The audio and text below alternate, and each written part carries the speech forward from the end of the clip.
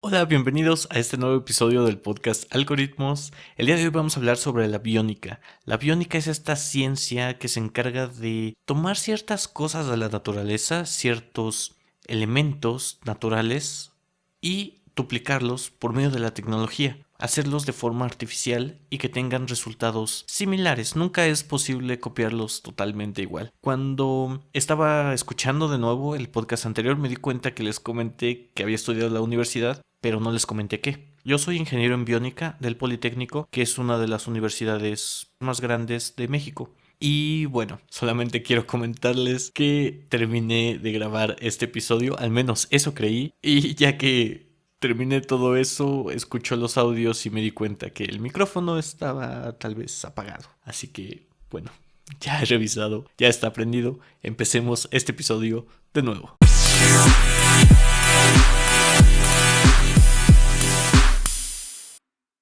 Como les acabo de comentar, soy ingeniero en biónica y ustedes se preguntarán qué es esto, ¿no? O al menos una de las reacciones que tengo generalmente cuando digo esto es que me comentan si yo voy a hacer una pierna o si yo voy a hacer un ojo o alguna cámara muy novedosa que solamente sea como un pupilente o este tipo de cosas que, si bien están influenciadas por la ciencia ficción, pueden llegar a ser posibles. Sin embargo, existen varias áreas de la biónica.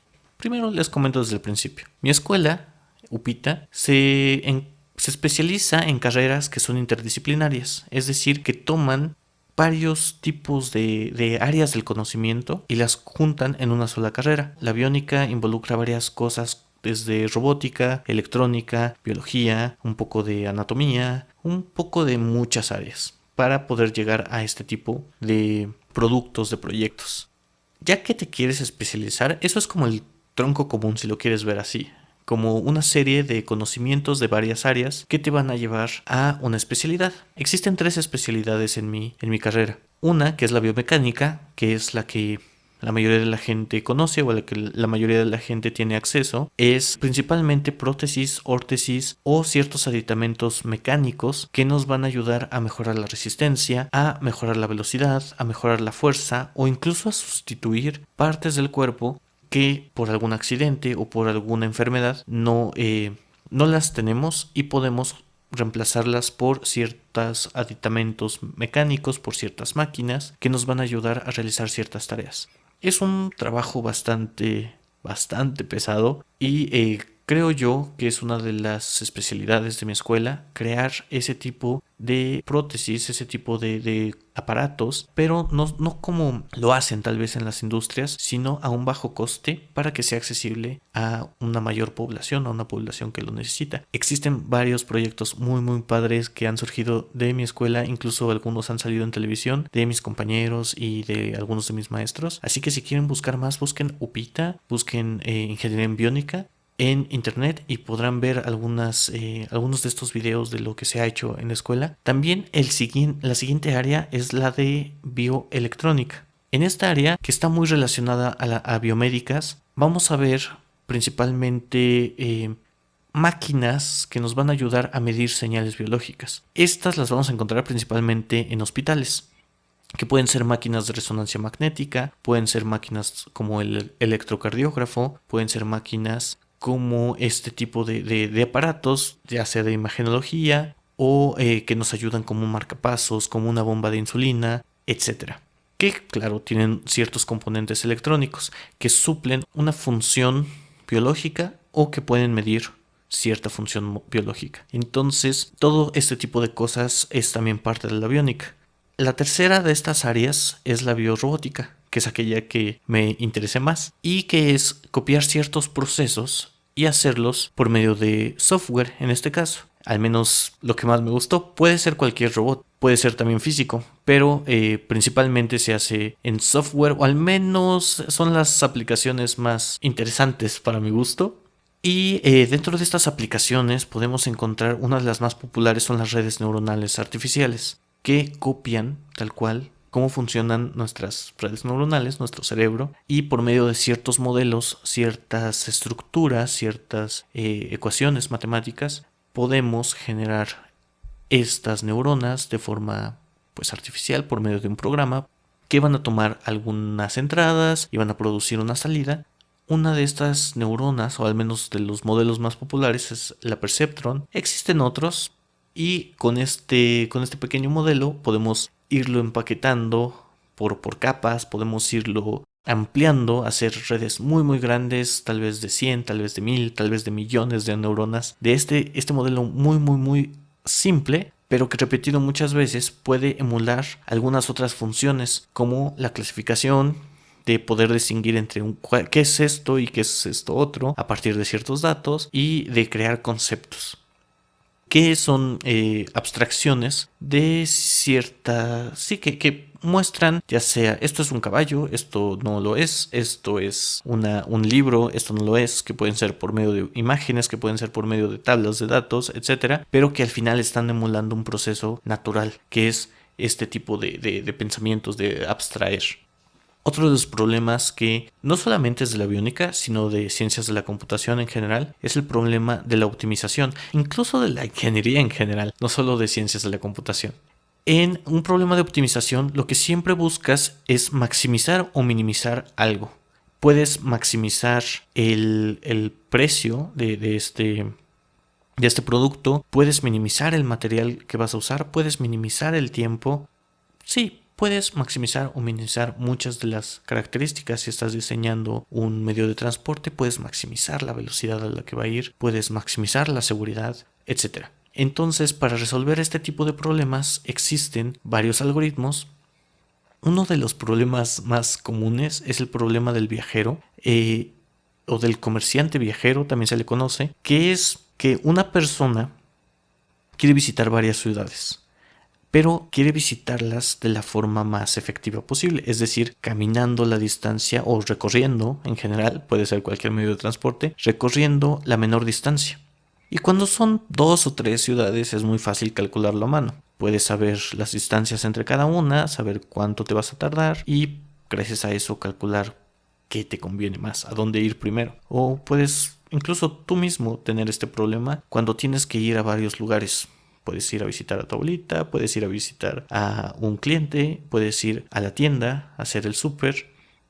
Y cuando tienes que decidir qué hacer primero y qué hacer después, generas este tipo de rutas. A veces no podemos llegar a una solución tan fácil, porque depende de muchas combinaciones cuando tenemos que hacer muchas cosas. Este problema es un problema factorial. Entre más elementos, entre más ciudades tengas que visitar, entre más lugares tengas que estar, se va haciendo cada vez más complicado. Y a veces, aunque existe un algoritmo para resolver este tipo de problemas, el problema es tan grande que no lo podemos resolver en un tiempo razonable. Puede tardar años sin que nosotros sepamos la respuesta. Por lo tanto, tenemos que usar heurísticas, que son funciones que nos van a aproximar un resultado, que nos van a ayudar a encontrar esa solución en un menor tiempo.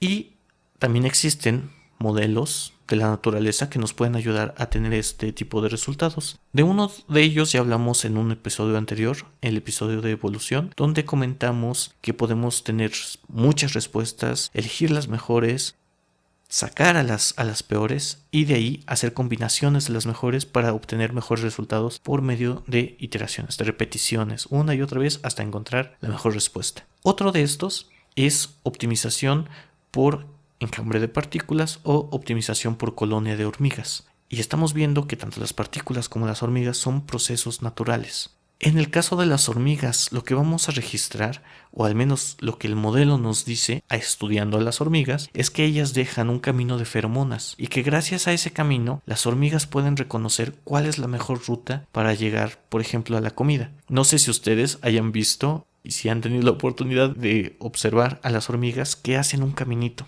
desde su colonia hasta la comida o algún objetivo que ellas tengan. Las exploradoras van caminando un tanto al azar, un tanto no, hasta que encuentran esta comida y de ahí regresan creando este camino de feromonas para que las demás hormigas puedan reconocer por dónde ir, que sea lo más fácil posible. Después, como son muchos individuos, ese camino se va reforzando. Todas las hormigas van dejando las feromonas y gracias a eso las demás hormigas pueden encontrar una mejor ruta cada vez hasta que todas van en fila. Procesos como este, que son muy interesantes de estudiar, podemos reproducirlos, podemos encontrar que la naturaleza, después de tantos años, ha conseguido resolver este tipo de problemas por medio de muchas repeticiones, por medio de muchos errores, y si los estudiamos, podemos conocer ese tipo de soluciones que ya existen, pero que a veces son un poco complicadas de ver. Mi proyecto de tesis se trató sobre los pájaros, sobre las parvadas y sobre el movimiento colectivo. ¿Quieres saber más? Vamos a hablar sobre él al final de este episodio. Por ahora, vamos a un pequeño intermedio.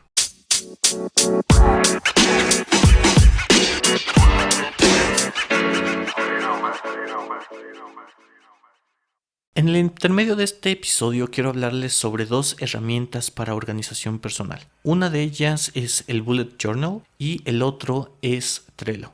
Una de ellas es analógica, es papel y un lápiz, y la otra es en un medio digital. Los dos son dos tipos de organizadores. Yo en particular utilizo ambos para completar toda mi organización. El Bullet Journal es una serie de tareas, de balazos se le llama, donde tú escribes de forma muy concreta, muy sencilla, cuál es la tarea, cuál es el pendiente que tienes. Y haces una lista. Es una lista de pendientes en su forma más simple, si lo quieres ver así. Pero esta lista tienes que darles prioridades. Uno de mis problemas al principio de hacer este tipo de organizadores es que yo escribía todo. Y escribirlo todo no está mal, pero creer que todo tiene la misma importancia es cuando tienes un problema. Porque si tienes 50 tareas y todas son igual de importantes, no sabes por dónde empezar. Y eso me pasaba muy seguido. Gracias a esta pequeña técnica que realmente tú la puedes adaptar a tus necesidades, puedes dar prioridad a ciertas cosas, incluso hay una técnica que se llama migrar, que es, ¿sabes qué? Esto no es prioridad, lo paso para otro día, lo paso para después. Ahorita no tiene sentido estarme preocupando por esto, porque no es urgente ni es importante. Después lo combiné con una agenda tradicional. Tengo ciertos balazos de la semana y tengo el tradicional lunes, martes, miércoles, jueves, viernes, sábado y domingo, y me pongo una tarea al día que de preferencia debo de terminar antes de mediodía. Así, no importa que pase en la tarde, yo ya terminé la cosa más importante del día y tengo tiempo para otras cosas secundarias. Esto lo utilizo para planeación y para tomar notas de lo que va pasando, si hay algún tema interesante, si hay alguna película, si hay alguna frase, si hay alguna cosa en el libro que estoy leyendo, simplemente lo apunto y ya no tengo que dejar todo a la memoria. Si existe una cita algún día, ya sé con quién, ya sé en dónde y ya sé a qué hora. Así puedo manejar la organización a mediano plazo, a corto plazo, ¿no? Una semana, a lo mucho, tal vez 2. Y así semana con semana la libreta se va llenando. Para tareas más largas o para tareas repetitivas utilizo Trello. En Trello puedes hacer tableros que son una serie de listas de cosas. Cada una de estas listas va a estar dividida en cartas. Las cartas puedes poner un título y la descripción.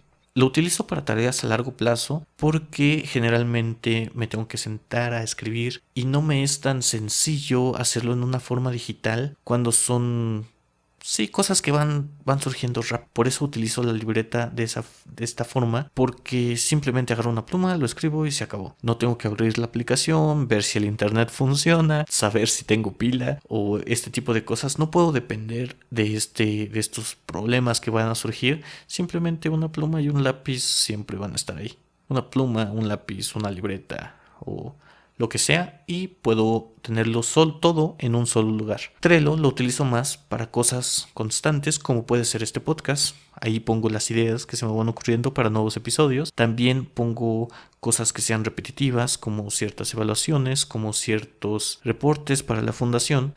En general, estas dos herramientas completan toda mi organización, que ahora es de todo un año. Así que a mí me ha funcionado, ha mejorado mi productividad, ha habido cosas que han podido solucionarse, que han podido hacerse gracias a esto. Ser más organizado te da más tiempo para poder hacer más cosas y también para poder dar prioridad a aquellas que son más importantes. Así que me ha funcionado a mí, espero que también les sirva a ustedes. Si quieren saber más, busquen por Google Bullet Journal y Trello. Son las dos herramientas que más he utilizado y que lo más seguro es que siga utilizando a lo largo de este año. Por supuesto, yo no soy el más organizado del mundo, pero estoy en ese camino. Sigamos con el tema principal: ¿cómo se puede reproducir el movimiento de una parvada en un programa?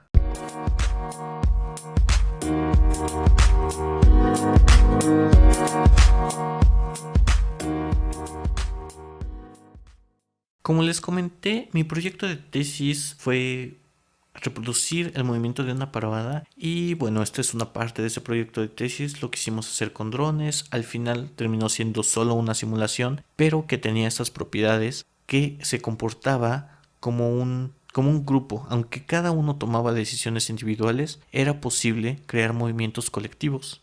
Estos movimientos colectivos surgen de un modelo que es el primer modelo de Reynolds, donde tiene por medio de ecuaciones matemáticas tres directivas, tres reglas que van a definir el movimiento de los pájaros, al movimiento colectivo. No es exclusivo de los pájaros. De hecho, una de las cosas interesantes al momento de estar investigando sobre esto es que las parvadas y los cardúmenes se mueven utilizando las mismas reglas, al menos matemáticamente, al menos de una forma más abstracta. Claramente el medio es diferente, pero existen tres reglas que nos van a ayudar a hacer este tipo de movimientos. El primero de estas reglas es repulsión de corto alcance. Esto quiere decir que si dos individuos están muy cerca uno de los otros, estos van a tender a separarse.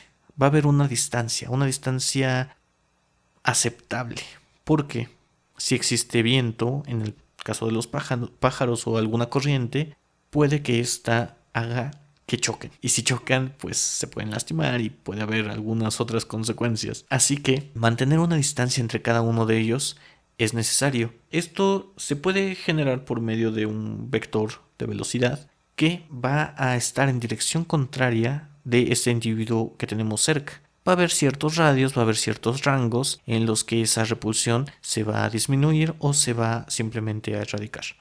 Esa es la primera de las reglas, mantenerlos alejados, que suena bastante común, pero expresarlo de forma matemática o ponerse a pensar sobre ello es lo que hace este tipo de problemas interesante, ¿no? Estudiar la naturaleza de cómo funciona para poder reproducirlo. Después viene la alineación, que es generar ciertos vectores a partir de los vectores que ya existen de velocidades, hacia dónde se están moviendo y para dónde se van a mover, de tal manera que se vean como un grupo, de tal manera que estén alineados, que tengan un objetivo en común. En este caso, un objetivo de movimiento, hacia dónde se van a ir. Esto se logra midiendo en todo momento la dirección de las velocidades de todos los pájaros, hacia dónde están acelerando, hacia dónde se están moviendo, y gracias a eso vamos a corregir el ángulo de cada uno de estos individuos. Existen también algunos radios, existen también ciertas condiciones que se deben de cumplir para que esto funcione. Por último, encontramos la regla de la restricción de posición global. Gracias a esta regla sabemos que si uno de estos individuos por alguna razón termina fuera del grupo, su tarea principal es regresar a ese grupo. No sé si ustedes han tenido la oportunidad de ver cómo vuelan los pájaros y cuando alguno se queda atrás, cuando alguno simplemente se sale de la formación, siempre regresa a esta formación, o al menos no siempre, pero busca regresar a ser parte del grupo. Y de esta forma continuar con este movimiento colectivo que es muy característico, que podemos ver y que podemos disfrutar a veces a estos animales volando en el cielo, que es bastante bonito y muy interesante si se observa con detenimiento. Algunos tipos de pájaros, algunos tipos de parvadas tienen ciertos roles. En este caso, estas reglas solo aplican a pájaros que no existe un líder, que no existe una formación en particular, sino que son individuos independientes y que gracias a estas reglas generan un movimiento emergente, un movimiento que por sí solo no existe, pero gracias a pequeñas interacciones entre todos ellos se pueden generar. Y bueno, también existen modelos de liderazgo, pero de esos tal vez hablaremos en otra ocasión. Ahora, una de las cosas interesantes, al menos por eso quise explicar este ejemplo, es que podemos estudiar cualquier cosa de la naturaleza y si tenemos los suficientes elementos podemos reproducirlo. Esto es especialmente importante ahora que van a existir nuevas aplicaciones biológicas, que vamos a poder empezar a modificar nuestro cuerpo, vamos a empezar a modificar algunos organismos cada vez con más conocimiento de lo que estamos haciendo, con más dirección. Saber que se puede hacer no significa que lo tengamos que hacer o que lo vayamos a hacer, pero saber, entender que esto es posible es necesario para tomar las medidas que sean adecuadas, tomar decisiones informadas. En la genética, por ejemplo, podemos combinar especies, podemos pensar en ese tipo de situaciones. Y también podemos copiar cosas como la fotosíntesis, ¿no? Para poder generar energía o incluso para generar paneles solares más eficientes. Podemos copiar algunos otros procesos como las condiciones de humedad, como las condiciones de lluvia, las condiciones del suelo, para crear cultivos mucho más ricos y saludables o para tener granjas más amigables y más adecuadas para el cuidado de los animales. Así que podemos copiar muchas cosas de la naturaleza, pero tenemos que entender qué es posible, qué no es posible para no tener ciertas situaciones que pueden ser consideradas no éticas. Y también tener una opinión informada sobre este tipo de situaciones que, en mi opinión, al paso de los años van a ser cada vez más comunes.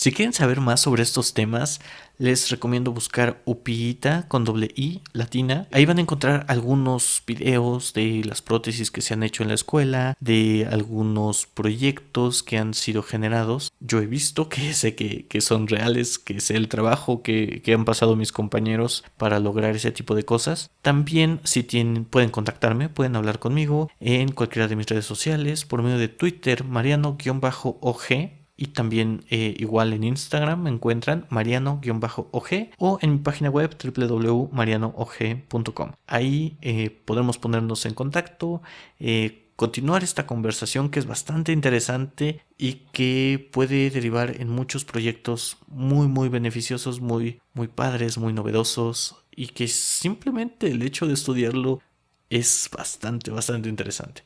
Espero vernos la siguiente semana. Perdón por sacar este episodio un poco atrasado. Hasta la próxima, nos vemos en el siguiente episodio del podcast Algoritmos.